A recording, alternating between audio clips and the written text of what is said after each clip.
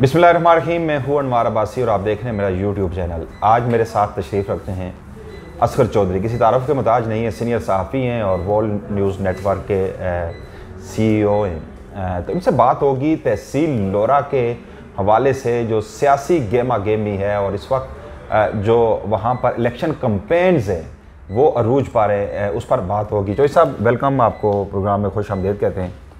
तहसील लोरा में काफ़ी गेमा गेमी है। खैबर पख्तूनख्वा का सेकंड फेज़ है और जिस तरह खैबर पख्तूनख्वा के दीगर इलाकों में इलेक्शन कैंपेन्स अरूज पा रहा है, इसी तरह हमने देखा कि लोरा में भी काफ़ी गेमा गेमी है। मुख्तलिफ पोलिटिकल पार्टीज़ अपनी अपनी कैंपेन चला रही हैं।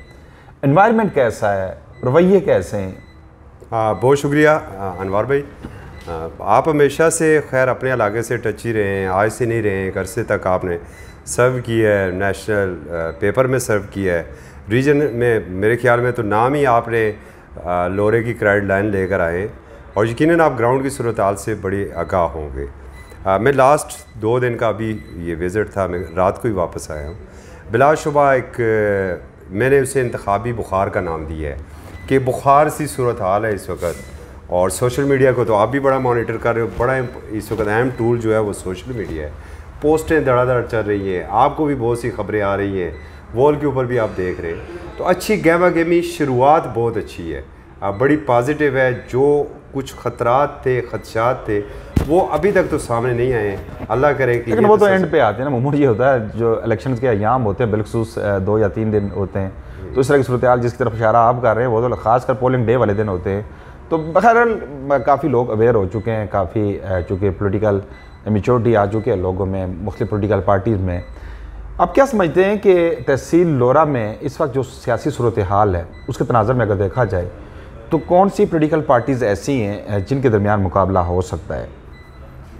देखिए, अभी तक हम ग्राउंड को उस तरीके से पूरी तरह स्टडी नहीं कर सके, लेकिन माजी को अगर हम सामने रख के और माजी के इंतखाबात को देखें तो तहसील लोरा का ग्राउंड बेसिकली मुस्लिम लीग नून का ग्राउंड है। विकेट के ऊपर आके खेले, नज़ीर अब्बासी आके खेले और अच्छे वोट ले कर गए। मतलब मायूस कुन भी नहीं थे, अच्छे वोट थे। और उस वक्त जो PTI का जो वर्कर था, नौजवान था, वो बहुत ज़्यादा मुतहर्रिक था। तो ग्राउंड के ऊपर जो इस वक्त हमें मुकाबला नज़र आ रहा है सोशल मीडिया के ऊपर, वो हमें PTI और मुस्लिम लीग नून का नज़र आ रहा है। मगर वहाँ पर आप नज़रअंदाज जमात इस्लामी को भी नहीं कर सकते। पूरे सालों में आप तो मॉनिटर करते रहे कि जमात इस्लामी मुसलसल में नज़र आती रही है। इस दफ़ा ख़ास करके जो मजहबी तबका आया है आगे, जिस तरह जमीयत उलमाए इस्लाम के आए और बड़े वेल एजुकेटेड मौलाना सरमद साहब जो उन्होंने मैदान में उतारे, राय हक पार्टी के हैं। इसी तरीके से वो हमारे दोस्त थे राशिद याकूब साहब इंतखाबी निशान क्रेन के साथ। चूँकि थोड़ी सी हमें एक प्रॉब्लम ये रखी हुई है फेसबुक ने कि नाम के ऊपर थोड़ी सी पाबंदी है, इसलिए चूँकि ये एडिट शुदा होगा, यकीनन आप इसे एडिट करेंगे। तो इंतखाबी निशान क्रेन के साथ वो मैदान में उतरे। फिर अभी कुछ नून लीग के हमें कंफर्म नहीं है कि कितने लोग आ रहे हैं। जैसे आजी मज़हर साहब भी उन्होंने जो गोरीनी के उनके भी कागजात जमाएँ, दूसरी जानब आप देखें तो चेयरमैन फारूक साहब के भी जमाएँ। तो मैदान तो बन चुका है, मैदान सज चुका है। अब देखते हैं इस दंगल में कौन सा पहलवान उतरता है और क्या ये दंगल क्या रुख इख्तियार करता है। जो सब एक तो चले मुख्तलिफ पोलिटिकल पार्टीज़ ने अपने अपने मेयर के कैंडिडेट नॉमिनेट किए हैं, जिस तरह मुस्लिम लीग नून ने इफ्तिखार अब्बासी साहब को और PTI ने सरदार रजब अली ख़ान को। इसी तरह दीगर पोलिटिकल पार्टीज़ ने भी अपने अपने जो मेयर के उम्मीदवार नॉमिनेट कर दिए। सही। लेकिन अब एक सूरत हाल बड़ी पेचीदा सी बनती जा रही है मुस्लिम लीग नून के लिए। जो हालिया जो कशीदगी थी दोनों सीनियर रहनुमा मुर्तज़ा जावेद अब्बासी और सरदार मेहताब के दरमियान, किसी हद तक वो आप जो कह सकते हैं कि सीज़ फायर हुआ था। लेकिन 2 दिन कबल मोहब्बत अवान जो प्रेसिडेंट हैं डिस्ट्रिक्ट के एबटाबाद के और जनरल सेक्रेटरी जनाब जुल्फ़िकार जावेद साहब है, उनकी जो तकारीर हुई वहाँ पे उन्होंने जो वफाक के फ़ैसले थे इन्हें मानने से इनकार किया और खुल्लम खुल्ला उन्होंने खुलकर तकारीर की। उसके बाद डिवीज़न नज़र आ रही है मुस्लिम लीग नून में, एबटाबाद में भी, हवेलिया में भी, तनोल में भी और लोरा में भी। क्या इसके मुज़मरात को फेस करेगी मुस्लिम लीग नून आगे इलेक्शन में 31 मार्च को? देखिए, इस पर जो इत्तेफाक से हमारे दोस्त थे आदिल अब्बासी साहब, एबटाबाद की सहाफ़त का एक बड़ा मुतरक नाम है। उनके वालिद साहब और बड़े अफसोस की बात है कि उनके वालिद साहब के बल्कि इंतकाल हुआ जी। हम वहाँ पर जनाजे पर गए और पूरा एबटाबाद प्रेस क्लब आया था। चूँकि जितने हम इस्लामाबाद में या लोरा में बैठ के अवेयर नहीं हो सकते, एबटाबाद वाले बहुत ज़्यादा अवेयर होते हैं इस सारी सूरत से। और वो भी कह रहे थे कि इन्होंने कोशिश तो की थी सारे मामले के ऊपर मट्टी डालने की, लेकिन वो मट्टी मसनूई कोशिश थी। वो जो सीज़ फायर हुआ था ना, हाँ वो जी। और एक बहुत बड़ा मतलब जिसे हम कह सकते हैं नवा कट्टा, ये ज़िले की आदत ने एक नवा कट्टा खोल के रख दिया था। और ज़िले की आदत का जो अपनी जगह पर मौक़िफ़ था वो बिल्कुल दुरुस्त मौक़िफ़ था कि ज़िली तंजीम बेसिकली तो अगर आप कारकुनों की बात करते हैं तो कारकुनों को आपने पहले प्रायोरिटी देनी है। बिलाशुबा इसका असर पड़ेगा, एबटाबाद में भी अवेलिया में भी असर पड़ेगा। वहाँ पर जो तनावल है, लोअर तनावल, उसके बारे में मैं इतना अवेयर नहीं हूँ, मैं कुछ कह नहीं सकता। लेकिन मेरे ख्याल में इनका कंसेंसस से जो दिलदार अमान है ना, इनका मुशरका मेरा ख्याल है कैंडिडेट है, दोनों ग्रुपों को वो मेरा ख्याल है काबिल कबूल है। लेकिन लोरा में भी सूरत हाल काफ़ी गंभीर होती जा रही है। मेरे ख्याल में लोरा में इतना फ़र्क नहीं पड़ेगा, लेकिन वोट के हवाले से कन्फ्यूजन है। अभी 25 को मेरा ख्याल है फिर उनकी रिवीजन में, हाँ आज भी बल्कि वो कुछ बात हो रही थी तो मैंने दिन में उसे चेक किया था जब मेरे पास वो ख़बर आई थी। फिर जब यहाँ पर बात हुई तो मैंने काउंटर उसे चेक किया तो अभी उन्हें मतलब एक उसे आर्जी रिलीफ आप कह सकते हैं, आर्जी रिलीफ उन्हें मिला है। और उसके अंदर को प्रूव करना होगा कि आपकी मर्जी से किया है या अनडिज़ायर्ड था या आर के इत्तेफाक किया होगा। जो उनके वकील बता रहे हैं कि अगर इलेक्शन कमीशन ये साबित कर सका कि इन्होंने खुद वोट ट्रांसफ़र किया है तो फिर तो वो उसकी ज़द में आ सकते हैं। तो अगर क्लरिकल मिस्टेक कोई इलेक्शन कमीशन की और नादरा की तो फिर शायद वो उसकी ज़द में ना आए। लेकिन लोरे की अगर आप बात करें ना, देखें इफ्तिखार साहब एक बेहतरीन कैंडिडेट है, नो डाउट, बिल्कुल। और इफ्तिखार साहब ने जो कुछ डिलीवर भी किया है, जी जी, मेरे ख्याल में उनके ऊपर जो देखें लोरा बेसिकली बरादरियों का है ना, जम्मों का है और ग्रुप्स का है, तो है तो एक ही ना आपस में। आज थोड़ा सा नाराज़ है तो शायद कोई बीच में लोग पड़ जाए, उसमें राज़ी हो जाए। मेरे ख्याल में इतना नहीं पड़ेगा। हाँ अगर दूसरी तरफ से आ गए उम्मीदवार मैदान में, नून लीग के जिस तरह कहा जा रहा है कि वो आएंगे, अगर वो मैदान में आ गए तो फिर तो लाजमी बात है प्रॉब्लम तो होगी। लेकिन डिस्टेंस आपको दिखाई नहीं दे रहा, क्लियर डिस्टेंस दोनों ग्रुपों के दरमियान दिखाई दे रहा है। वैसे जावेद अब्बासी ग्रुप है, मुर्जाद जावेद अब्बासी ग्रुप है, इन दोनों ग्रुपों के दरमियान आपको एक डिस्टेंस क्या नहीं दिखाई दे रहा इस वक्त? बिल्कुल दे रहा है। देखिए उसकी एक वजह है कि कमोपेश ये 3 साल से, ये 4 साल से तो ये नाराज़गियाँ हैं ही है ना। जी जी, ऊपर लीडरशिप बैठ के कोई फ़ैसला कर लेती है इस्लामाबाद के ड्राइंग रूमों में, तो वो वर्कर के दिल तक नहीं उतरता वो फ़ैसला। तस्लीम वो कर लेंगे लेकिन उसे दिल से वो कम अज़ कम इतनी जल्दी तस्लीम नहीं करेंगे। जब तक आप और मैं अगर नाराज़ हो जाते हैं ना तो ऊपर से अफजल भट्ट साहब कहते हैं कि नो यार बस ठीक है हमारा फ़ैसला हो गया है। जब तक हम एक दूसरे से जाके गले नहीं मिलेंगे, वो तलखियाँ दूर नहीं करेंगे, माज़ी में कुछ बातें आपने की होंगी, कुछ मैंने की होंगी, उस वक्त तक ये तलखियाँ इतनी जल्दी दूर नहीं हो सकती हैं। अभी तक तो मुझे नज़रियात का तसादम भी होता है ना। अगर आप और मेरे जो नज़रियात हैं, विजन है, उसमें अगर तजादात है तो फिर कभी हम एक पेज पर बैठ नहीं सकते, एक स्टेज पर बैठ नहीं सकते, एक पेज पर आ नहीं सकते। ये एक डेफिनेटली एक होता है।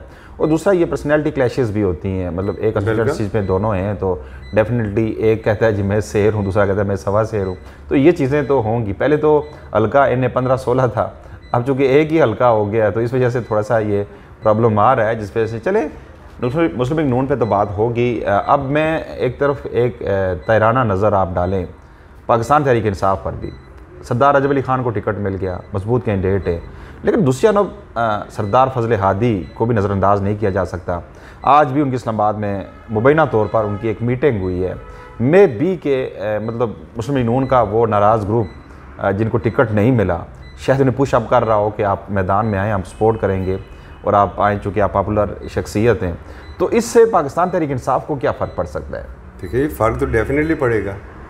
देखें सरदार रजब अली ख़ान एक बेहतरीन शख्सियत है और बिलाशुबा ये इंतखाब इस लिहाज से तो बहुत अच्छा है। और फिर उनका एक अपना वोट बैंक है जिसे आप नहीं नज़रअंदाज कर। 16,000 वोट इंडिपेंडेंट हैसियत से और बड़े टाइकून्स के खिलाफ उन्हें लिए थे, मतलब बड़ी पॉलिटिकल पार्टीज़ के खिलाफ लिए थे। गो के उस वक्त उन्हें मुस्लिम लीग नून की भी बीच में सपोर्ट आ सकती, लेकिन फिर भी 16,000 वोट, अगर उसमें से आप 6,000 भी कट करते तो 10,000 तो वो कम से कम अपने घर से लेके उठ रहे हैं ना। और फिर PTI का जो वोट है वो उन्हें बूस्ट देगा वहाँ पर, तो इस लिहाज से वो तो बड़े मजबूत है। लेकिन जो दूसरी आपने बात की है सरदार फजल हादी की शख्सियत को आप नज़रअंदाज नहीं कर सकते। No doubt. एक बेहतरीन शख्सियत, एक पढ़ा लिखा नौजवान जिसके अंदर कुछ करने का जज्बा मौजूद है, और फिर दोबारा बात आ गई है उस जंबे की, कुंबे और जंबे। हमारे यहाँ कुंबे और जंबे की सियासत ज़्यादा होती है, नज़रियात की सियासत कम होती है। इलेक्शन से गुप्पे जंबे की सियासत, तो अगर वो सूरत हाल बनती है तो फिर डेफिनेटली प्रॉब्लम तो होगी सर। लेकिन इसलिए सरदार फजल हादी के लिए भी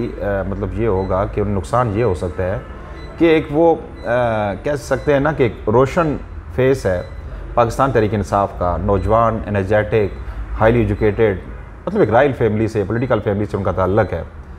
क्या ऐसा करने से उन्हें फ्यूचर में मतलब क्या उनके जो फॉलोअर्स हैं उन पर ट्रस्ट कर सकेंगे कि अपनी जमात को वायलेट कर रहे हैं? अब पाकिस्तान तहरीक इंसाफ का वो हिस्सा तो बन चुके हैं ना, अगर इंडिपेंडेंट हैसियत से वो ऐसा चूँकि एक्सरसाइज हो चुकी है ना, सरदार साजिद अली खान और सरदार रजब अली खान की आप मिसाल ले लें, जी उन्हें कितने पापड़ बेलने पड़े दोबारा से अपना रीसेटल होने में, तो क्या उनके सामने ये मिसाल नहीं है कि ऐसा अगर कुछ करते हैं तो कल पार्टी में जगह बनाने के लिए उन्हें काफ़ी मुश्किलात हो सकती हैं? नहीं, वो तो डेफिनेटली होगी। देखें अनवार भाई, सियासत में आप दरवाजे नहीं बंद कर सकते।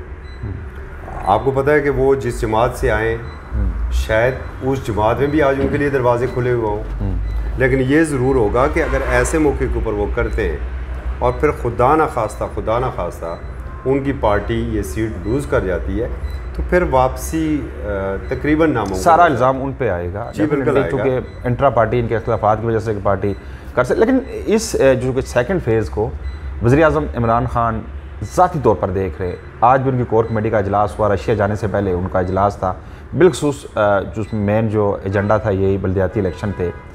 अब चूँकि उन्होंने बड़ा स्ट्रिक्टली ये कहा है कि जो वायलेट करेगा उसके लिए कोई गुंजाइश नहीं है पार्टी में, तो फिर ऐसा मेरा नहीं ख्याल कि सरदार फजल हादी ऐसा कुछ अमल करें। लेकिन वो एक पॉलिटिकल लीडर है, उनके अपने फॉलोअर्स हैं, मतलब ज़ाहिर है उनके अपने दोस्त थे, ज़ाहिर उन्होंने उनकी राय देखनी है जो भी फैसला होता है।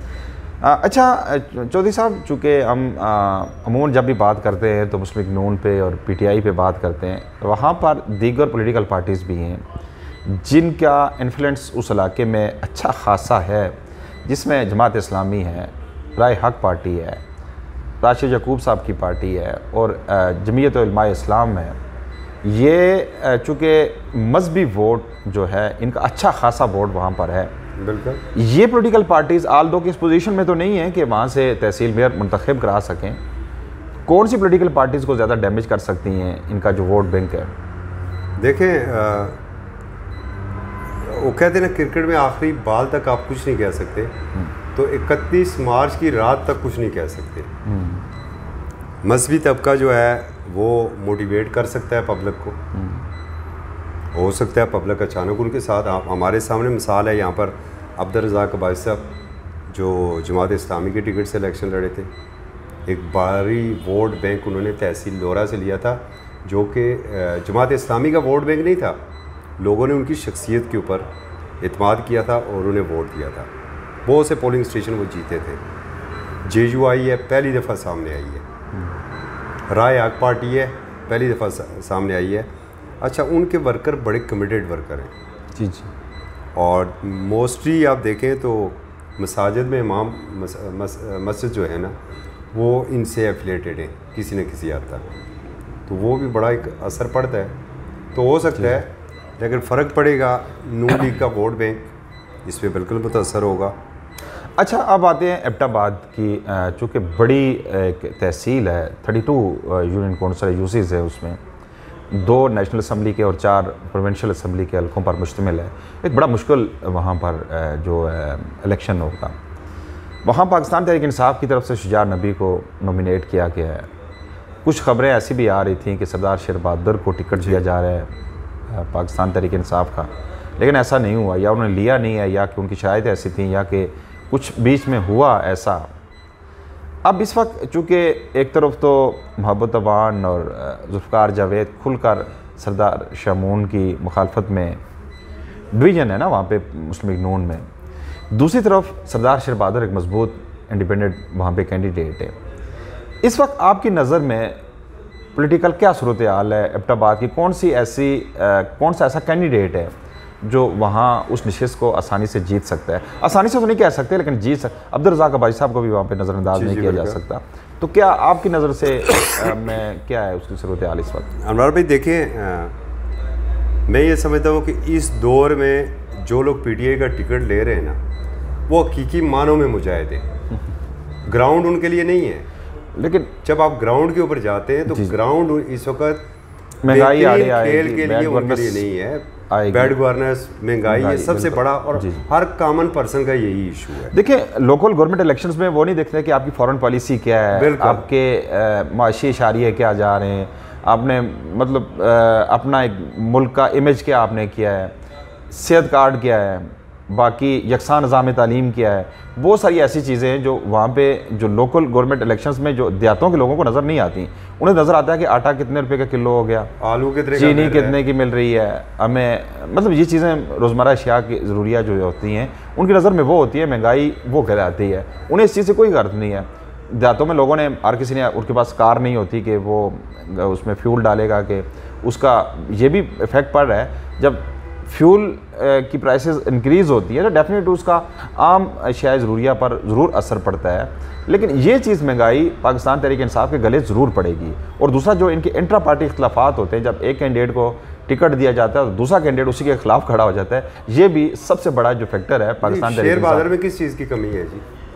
देखिए, कमी तो नहीं है, बेहतरीन पॉलिटिकल वर्कर नहीं रहा है जी, उसकी कुर्बानियां कोई नहीं है, उसका वोट बैंक कोई नहीं है। लेकिन मैं समझता हूँ चौधरी साहब इस वक्त सरदार शेर बहादुर शायद खुद नहीं चाह रहा था कि पाकिस्तान तहरीक इंसाफ का टिकट ले, जो मैंने अभी आपको बात की है ना कि वो मुजाहिद हैं जो इस वक्त टिकट ले रहे हैं। गलतियाँ इनसे यही होती हैं। पहले फेज़ में यही गलतियाँ हुई। PTI का मुकाबला PTI से हुआ, PTI ने पहले फेज़ में PTI को शिकस्त दी। ये सामने आ चीज़ है। अभी वही गलती मुझे तहसील अवेलिया में मुझे नून लीग की नज़र आ रही है। नबील जैसा मुतर्रक सियासी वर्कर, और उसने ज़िंदा रखा पार्टी को, वहाँ पर आप उसे नज़रअंदाज कर रहे हैं। अरसल परवेज़ का भी तो वहाँ पे इन्फ्लुएंस है ना सर? बिल्कुल है, लेकिन जो इतना मुतर्रक सर इस तरीके से, तो समीउल्लाह भी जो है वो उसका भी कुछ ना कुछ तो आपने बनाया ना जी। समीउल्लाह कोई आम कॉमन पर्सन का बेटा तो नहीं था ना। मैं हैरान हूँ कि आप जैसे सीनियर जर्नलिस्ट समीउल्लाह, वो क्या है, किसी गरीब बंदे का बेटा था, लेकिन उसका बड़े टैलेंट था, खड़ा हुआ। टैलेंट क्या था? टैलेंट आप भाई पॉलिश आप करते हैं बंदों को, किसी बंदे को भी लेके आ जाए आप आगे। टैलेंट तो था ना जी। टैलेंट बनाया गया है ना, टैलेंट तो हर किसी में होता है। कोई भी कैंडिडेट है उसमें टैलेंट नहीं है क्या? उसे पॉलिश करेंगे, बना संवार के पेश करेंगे आपके सामने लोगों। आजकल चूंकि 5th जनरेशन हाइब्रिड वॉरफेयर का ज़माना है, जंग लड़ी जाती है सोशल मीडिया पर। तो सर वो बोलेगा तो हम उसे पॉलिश करेंगे ना। अगर एक बंदा बोल ही ना सकता हो, उसे हम किस तरीके से पॉलिश करेंगे? उसने पब्लिक की नब्ज के ऊपर हाथ रखा, पब्लिक वैसे उसके पीछे नहीं गई, तो फिर मीडिया तो बेसिकली। लेकिन क्या समीउल्लाह किसी कॉमन पर्सन का बेटा है सर? कोई आम किसी गरीब शख्स का बेटा है? उसकी फैमिली का आपको पता है बैकग्राउंड क्या है उसका? सारा मैं वही तो कह रहा हूँ कि वो जिस फैमिली से तल्लक रखता है वो भी हमेशा हुकूमतों में रही है। जी जी। ये नहीं है कि वो उठा के तो कोई उन्होंने ठेला लगा के रखा हुआ था और ठेले से उठ के आ गए। लेकिन आपने वहाँ पर टिकट की तकसीम गलत की। मेरे कहने का मकसद ये है। जी जी जी। अभी यही PTI कर रही है, दोनों जमातों ने, पाकिस्तान तहरीक इंसाफ ने भी और मुस्लिम लीग नून ने भी, दोनों यही काम अभी तहरीक इंसाफ ने एबटाबाद में किया है। तहरीक इंसाफ ने डेफिनेटली, बिल्कुल ठीक है। अच्छा, इसका नुकसान उसे लाजमी। अच्छा, उसका भी चूंकि तहरीक इंसाफ के जो गजनफर अब्बासी जो बकोट से इनके कैंडिडेट थे, वो तो खुलकर सामने आए। जिस तरह जुल्फकार जावेद अपनी जमात के खिलाफ बोल पड़ा, वो तो PTI के खिलाफ बोल पड़ा। उसने कहा दिखाएंगे हम कि यहाँ पे पैसों को टिकट दिया जाता है, पैसे वालों को टिकट दिया जाता है कि फिर यहाँ पर रज़ाक अब्बासी निकल जाए।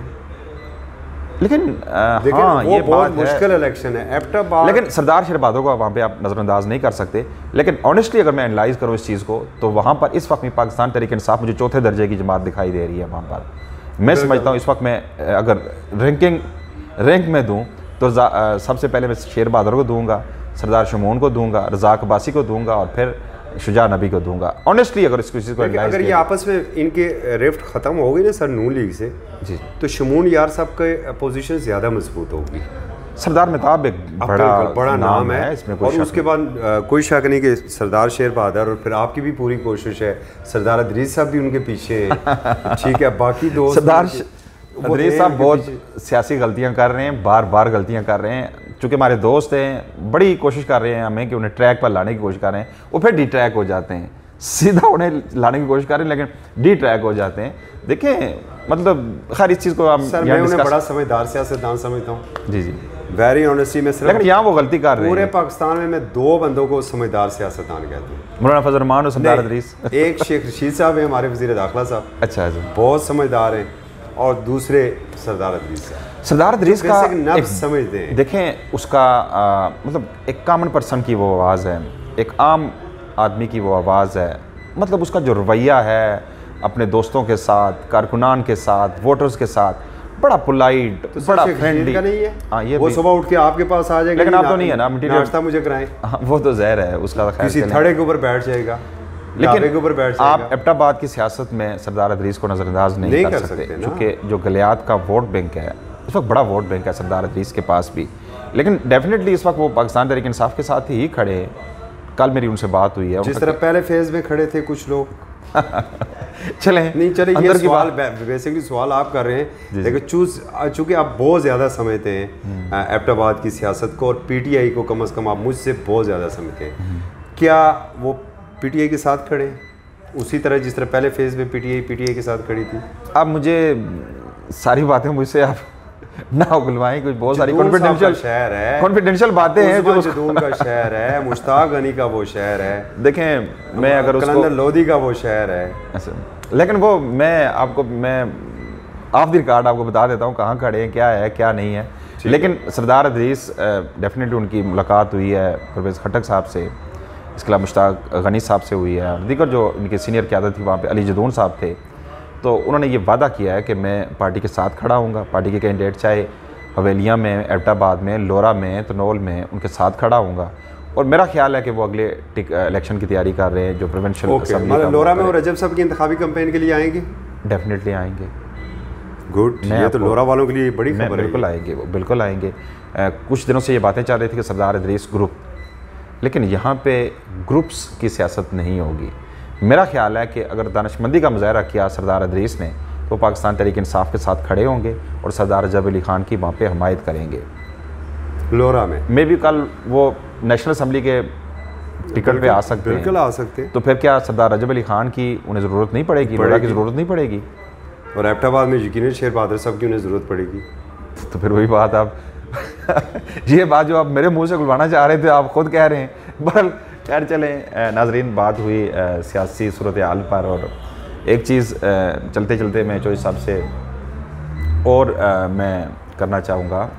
चौधरी साहब, चूँकि इलेक्शंस में चूँकि हम कुछ ज़्यादा ही एग्रेसिव हो जाते हैं ना, बिलखसूस अगर लोरा की बात की जाए तो वहाँ पर जो पॉलिटिकल जो वर्कर्स होते हैं वो इस कदर एफिलेटेड होते हैं अपनी पार्टीज़ के साथ कि वो अपने रिश्तों को भूल जाते हैं। मगर आपकी अगर एफिलेशन नून लीग से है, मेरी पीटीआई से है, तो मैं इससे भलादार हो गया कि आप मेरे भाई हैं, मेरा रिश्ता आपसे क्या है। लेकिन मैं इसको प्राइमरी चीज़ ये समझूंगा कि ये एफिलेटेड कौन सी जमात से है। और बहुत सारी ऐसे वाक़यात भी हैं कि वहाँ भाई भाई का गिरबान पड़ता मैंने देखा है, बड़ी दूर तक नाराज़गियाँ चली जाती हैं। ये कल्चर हम कब चेंज करेंगे? मतलब ठीक है आपकी एफिलेशन किसी पॉलिटिकल पार्टी से, आपका विजन है, उसको फॉलो करें, लेकिन अपने रिश्तों को तो ना घुमाएं ना। बहुत शुक्रिया अनवार भाई, इसमें मैं आपका स्पेशल थैंक्स कहूँगा। देखें सुप्रीम बेसिकली तो नेशनल मीडिया में आ रहा है, लेकिन आपका तल्लक उस धरती के साथ है, और इसके जो स्टेक होल्डर हैं वो तहसील लोरा के लोग हैं, ऑनरशिप तहसील लोरा के लोगों के पास है। इसे सुप्रीम को मार्केट हमने गुजर खान के लिए नहीं किया हुआ है, लाहौर कराची कोटा के लिए नहीं किया हुआ है, बल्कि ज़्यादा से ज़्यादा फोकस तहसील लोरा के ऊपर अब तक मैंने देखा है कि मैं समझता हूँ कि 2 कॉलम से ज़्यादा खबर नहीं लगनी चाहिए, लेकिन मैंने सुप्रीम में देखा है कि लीड और सुपर लीड भी लोरा क्रेडल लाइन से लगी हैं। इसका मतलब लेकिन आपके कुछ दोस्त वो नीचे कमेंट्स लिखे होते हैं जी पेड न्यूज़ है। नहीं देखिए वो बात यह है कि सर मुझे सबसे ज़्यादा दुख होता है मेरे प्रोफेशन पे जब कोई उंगली उठाता है। बात कहूँगा कि नेक ने नेक और बद ने बद जाना मुझे, जिसका जितना ज़र्फ था उतना पहचाना मुझे। बात ये ऑनरशिप की बात है। जी जी, जब पीएडी में अखबार जाता है ना तो वो देखते हैं कि इसकी लीड की सिटी कौन सी है। अच्छा, मोस्टली सिटी कौन सी होती है हमारी? मरी जो सराउंडिंग के, जी जी, गुजर खान, अरीपुर, एबटाबाद, जेलम या अटक, ये मोस्टली सिटीज़ ये कंसीडर होती है। जी जी। लेकिन जब मैं वहाँ पर लीड में देखता हूँ ना कि लोरा लिखा होता है ना तो पीएडी कंसीडर करती है अच्छा यार इसका मतलब लोरा इज़ वेरी इंपॉर्टेंट। तो सबसे पहले तो ये मैं थैंक्स आपसे कह रहा हूँ। दूसरा, आपने इतनी खूबसूरत बात की है जिसे हमने वॉल से भी, वैसे हर एक से हमारा सवाल यही होता है। देखें, पहली बात यह है कि ना हम जनाजे छोड़ सकते हैं, ना हम शादियां छोड़ सकते हैं, ना हम बन्ने तब्दील कर सकते हैं, ना हम पानी के चश्मे तब्दील कर सकते हैं, ना वाटर बोरिंग तब्दील कर सकते हैं। ठीक है, रिश्तेदार बंदा दूर के रख सकता है, पड़ोसी को तब्दील नहीं कर सकता। बिल्कुल ये बात। तो ये जो रवैये हैं ना, ये फिर नस्लों को मुंतकिल होते हैं। एक तो ये जो हमारे इसके ऊपर असर पड़ता है, दूसरा तब्दीली सरकार की मेहरबानी से नया पैक्ट आ गया है और आपने मौसम बेग का अशर देख लिया है, जिसने उसकी 100 गलतियाँ होंगी मान लेते हैं, लेकिन एक गलती और उसी एक्ट के तहत गया, अब नया ऑर्डिनेंस उसके ऊपर आ गया है। लेकिन एक बात जो याद रखिएगा, ये पीटीआई के सबसे ज़्यादा गले में पड़ेगा सोशल मीडिया पे, जो मैं वही कह रहा हूँ। अब होगा क्या कि एक बंदा उठा के मेरे जैसा जो कम फेम कम समझ है, वो उठा के दूसरे के ऊपर उसकी करैक्टर असैसिनेशन कर देता है, और वो बंदा ज़रा समझदार है और वो उसी को उठा के तो लिंक कर देता है FIA को और साथ रेफरेंस देता है इस केस को। तो मेरे जैसा बेचारा तो टंगा गया ना समझी में। अब अगर मैं रजब साहब का माहती हूँ या इफ्तिखार साहब का या मुबशर साहब का, तो शायद उनके वहम व गुमान में भी नहीं होगा कि मेरे साथ क्या हो रहा है। सो ये बड़ा ज़रूरी है हमें। देखें, क्यों हम सोशल मीडिया के ऊपर अपने नंगे कपड़े धो रहे हैं? पॉजिटिव चीज़ें हम नहीं कर सकते? आपके इस प्लेटफॉर्म से तो ये भी उन्हें तजवीज़ जानी चाहिए कि जनाब, जो आप बड़े कैंडिडेट हैं ना, आप इकट्ठे कैंपेन पर निकलें, एक ही घर में जाएं। आप अपना मंशूर दें, दूसरा अपना मंशूर दें, लाइक USA, मतलब एक फोरम पे बैठ के वो सारी अपना। फिर एक और मैं तजवीज़ आपको दूंगा, और वॉल भी इसके लिए हाज़िर है, कि मैं कहता हूँ कि आप इसी ऑफिस के अंदर एक इलेक्शन सेल बनाएं और इस तरीके से उम्मीदवारों को बिठाएं, तहसील के ख़ास करके उनके दरमियान आप डिबेट करवाएं। हम चुप हैं, एक एक क्वेश्चन हर एक के पास है, उसने एक एक क्वेश्चन का आंसर करना है। पब्लिक बड़ी बाशाऊर है सर। नई तहसील है लोरा, नई तहसील की क़यादत उसके पास जानी चाहिए जो उसके लिए अहल हो, वरना ये तहसील 10 साल पीछे चली जाएगी।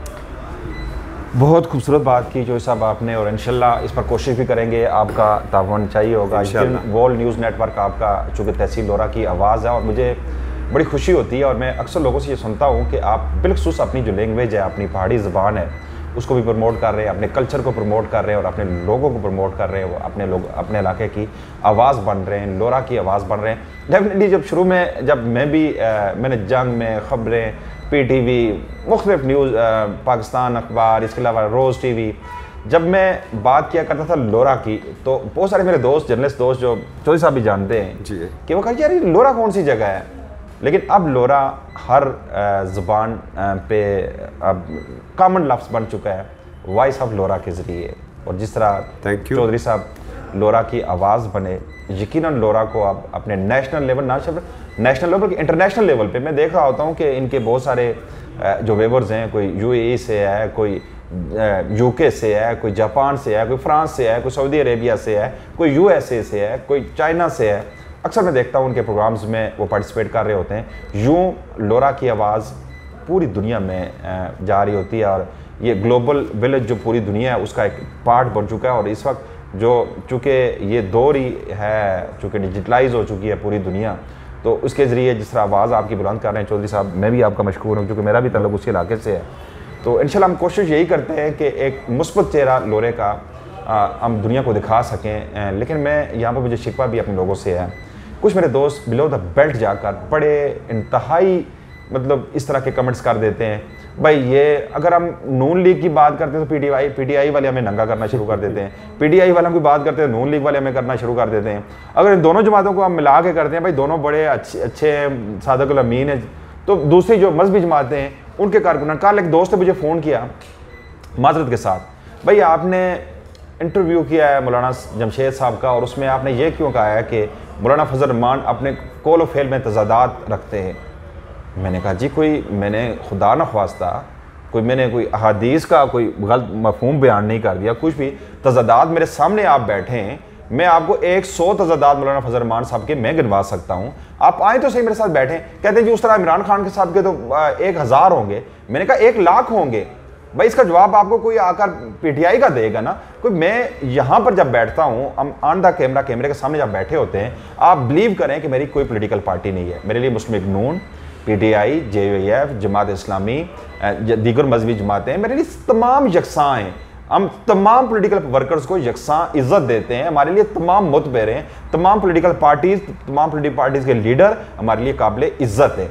लेकिन जब बात हो रही होती है, हम कोड कर रहे होते हैं किसी की बात को। अगर चौधरी साहब ने कोई बात की या किसी पॉलिटिकल लीडर ने किसी पॉलिटिकल लीडर के खिलाफ बात की, हम उसे कोड कर सकते हैं, हम अपनी तरफ से नहीं कह सकते। हाँ, अगर मैं अपनी तरफ से कहूँ कि मौलाना फजल रहमान में ये गलती है या मौलाना या नवाज शरीफ में या इमरान खान में, तो फिर आप मुझे कह सकते हैं। हमने बातें कोड करनी होती हैं, हम माउथ पीस हैं आपका। जो किसी की कई सुनी बातें होती है वो आप तक पहुँचाने की कोशिश करते हैं, पर थोड़ा सा ख्याल रखा करें कि इस तरह के जो क्रिटिसिज्म होता है तो यकीनन हम भी हर्ट होते हैं, लेकिन फिर भी हम इस पे मायूस नहीं हो रहे कि इंशाल्लाह वो वक्त आएगा कि लोगों को इस चीज़ का एहसास ज़रूर होगा कि हमने किस तरह अपने तमाम स्टेक्स दाव पर लगाकर अपने इलाके की आवाज़ बने। अल्हम्दुलिल्लाह चौधरी साहब के लिए भी कोई कमी, किसी अच्छे चैनल में बैठ सकते हैं, किसी अच्छे न्यूज़पेपर में करते भी रहे और बैठ सकते हैं। यहाँ पे इनकी नेशनल प्रेस क्लब की पॉलिटिक्स में इनका अच्छा नाम है। मेरे लिए कोई मसला नहीं, मैं किसी भी चैनल में बैठ सकता हूँ, किसी भी जगह अच्छे न्यूज़पेपर में, या कोई अपना यहाँ पर मैं डिजिटल हाउस बनाकर, मीडिया का हाउस बनाकर मैं कुछ भी कर सकता हूँ। मेरे लिए बड़ा वास्ट मेरे लिए है अपॉर्चुनिटीज़ हैं कि मैं कुछ भी कर सकता हूँ। लेकिन फिर भी मेरी कोशिश होती है कि अपने इलाके की आवाज़ बनूँ, अपने लोगों की आवाज़ बनूँ। लेकिन इसके बावजूद जब आप क्रिटिसाइज़ कर रहे होते हैं तो बड़ा दुख होता है। मैं माजरों के साथ मेरी अगर बातें अगर आपको तक लगी हो, या चौधरी साहब मैं चौधरी साहब की में बात कर रहा हूँ, तो एक चीज़ मैं इसमें ऐड करूँगा अनवार के, देखें ये नहीं है कि हमसे गलतियाँ नहीं हो सकती हैं, बिल्कुल हमसे गलतियाँ हो सकती हैं। अच्छा, व्यूअर्स का ये काम है कि आप उन गलतियों की निशानदेही करें। इनबॉक्स नंबर आपके पास मौजूद है, और बहुत से दोस्त मेरी गलतियों की निशानदेही करते हैं और फिर मैं उन्हें दुरुस्त भी करता हूं। तो जो भी है, आप एक तो उन गलतियों की निशानदेही करें बजाय पब्लिकली करने के। जब आप एक कमेंट करेंगे तो 10 कमेंट उसके ऊपर और आ जाएंगे। आप इनबॉक्स करें। दूसरी एक गुजारिश मैं यहाँ पर करना बड़ा ज़रूरी समझता हूँ कि सुप्रीम बेसिकली तहसील लोरा का ये एक असास है, पहला media house, complete media house, जिसके अंदर प्रिंट मीडिया का एक पूरा अखबार मौजूद है। ये तहसील लोरा का असासा है। एक चीज़ मैं अपने तमाम फॉलोअर्स से, इंक्लूडिंग जो वॉल न्यूज़ के फॉलोअर्स हैं, मैं उनसे भी अपील ये करता हूँ कि आपने इसको मजबूत करना है। इसको फॉलो करें, शेयर करें, दोस्तों को बताएं, ख़ुद आएँ, अपने प्रोग्राम करें, रोड शो करें, ताकि इसको बूम मिलेगा। जितना ज़्यादा लम्बे हो गए हैं सर।